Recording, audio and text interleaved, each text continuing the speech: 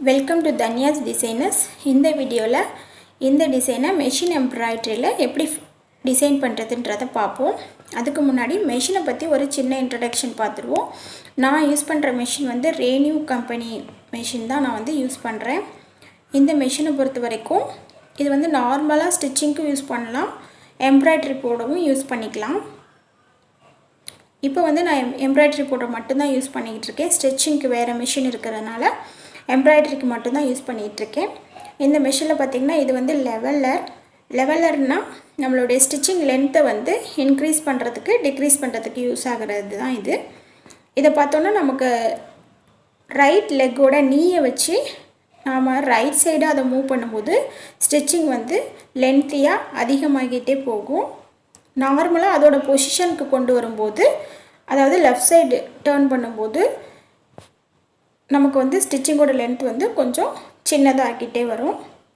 நார்மலாக அதை எதுவுமே பண்ணாமல் லெவலரை வந்து டச் பண்ணாமல் ப்ரெஷர் ஃபுட்டை மட்டும் நம்மளுடைய காலில் வச்சு ப்ரெஸ் பண்ணி ஸ்டிச்சிங் போட்டோம்னா நார்மலாக நம்ம ஸ்டிச்சிங் பண்ணும்போது எப்படி ஸ்டிச் விழுகுமோ அதே மாதிரி விழுகும். இப்போ அதுதான் நான் பண்ணிகிட்ருக்கேன். லெவலரை வந்து நான் டிஸ்டர்ப் பண்ணவே இல்லை, நார்மலாக ஸ்டிச்சிங் மட்டும் பண்ணிகிட்ருக்கேன். நம்ம லெவலரை மூவ் பண்ணிவிட்டு ஸ்டிச்சிங் போட்டோம் அப்படின்னா நமக்கு ஜிக்ஸாக்காக ஃபில்லிங் ஸ்டிச்சுக்கு வந்து நமக்கு கிடச்சிடும். இப்போ இந்த டிசைனை எப்படி ஃபுல்லாக டிசைன் பண்ணுறேன் அப்படின்றத பாருங்கள். முடிஞ்சிச்சுன்னா நான் நெக்ஸ்ட்டு வீடியோவில் கீழே, அதாவது நீ வச்சு என்ன பண்ணுறோம், அப்போ வந்து மேலே எப்படி மூவ் ஆகுது அப்படின்றத ரெண்டையுமே ஆல்டர்னேட்டிவாக முடிஞ்ச வரைக்கும் சேம் வீடியோவிலே போடுறதுக்கு ட்ரை பண்ணுறேன். இதில் பார்த்திங்கன்னா த்ரெட்டை வந்து நான் அப்படியே ஃப்ரீயாக மூவ் பண்ண விட்டுட்டேன். இது ஏன் இப்படி பண்ணியிருக்கேன்னா, நான் வந்து அதில் மாட்டி ஸ்டிச் பண்ணும்போது எனக்கு என்ன ஆகுதுன்னா நூல் வந்து அடிக்கடி கட் ஆகிடுது. எக்ஸஸாக ஒரு ஹூக் மாதிரி கொடுத்து அதில் ஃபிக்ஸ் பண்ணாலும் அடிக்கடி கட் ஆகிற ப்ராப்ளம் வந்தது.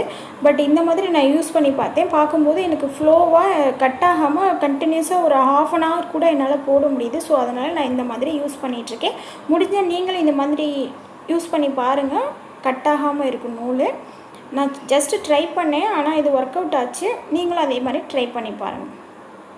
இந்த த்ரெட்டு மாட்டுற ஸ்டாண்டில் மட்டும்தான் நான் அந்த த்ரெட்டை வந்து மாட்டலை. மற்றபடி நம்ம நார்மலாக எப்பயும் எங்கெங்கே கோர்க்கணுமோ த்ரெட்டை வந்து பேக் சைடாக இந்த த்ரெட்டை வந்து விட்டுட்டு எந்த இடத்துலலாம் ஒரு 3-4 இடத்துல கோர்க்கணும்னு நினைக்கிறேன். அதில் எல்லாத்துலேயுமே கோர்த்து தான் ஆகணும். கோர்த்துட்டு இந்த மாதிரி ஃப்ரீயாக மூவ் பண்ண விட்டுட்டேன்.